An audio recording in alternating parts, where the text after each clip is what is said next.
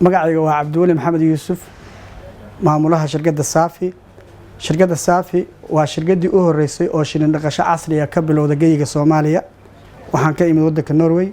Waxaan ku soo bartay dhaqashada shinnida casriga ah waddanka Norway, khaasatan Oslo, meel u dhow oo la yiraahdo Roynken. Kadib waxaan ka bilownay tijaabo gobollada bari.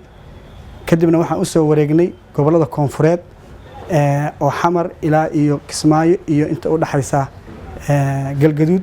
waxaana laga hirgeliyay gobollada Soomaaliya intooda badan. waxaana loo dhaqaa shinnida qaab casri ah oo loo raro hadda meesha dhirta ubaxa leh ubaxa ka fiido.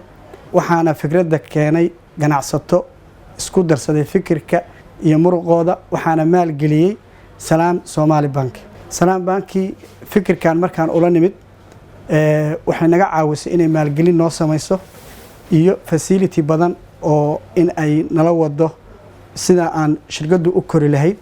shirkaddu waxa ay shaqo abuur u samaysay ummad badan oo Soomaaliyeed oo ku nool baadiyaha gobollada Soomaaliya.